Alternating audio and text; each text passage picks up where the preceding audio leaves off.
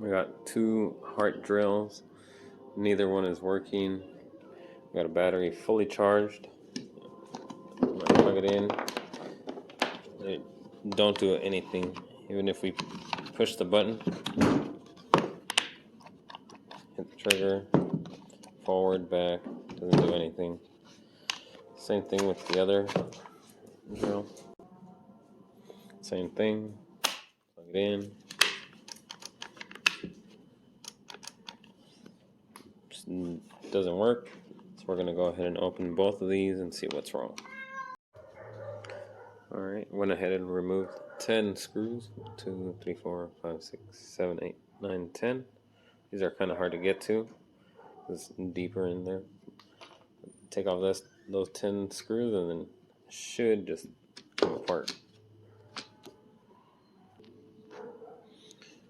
Alright, that's what it looks like once you flip it.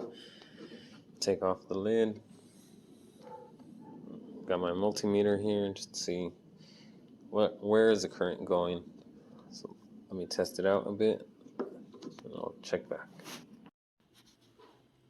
Right, so in short,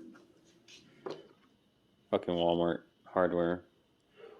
Look at this, all this on the Hart tool,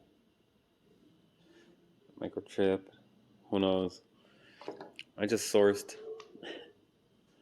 a trigger from a old broken Makita drill. Literally has the trigger connected to the battery right into the motor, and it's fine. It even has like slow speed.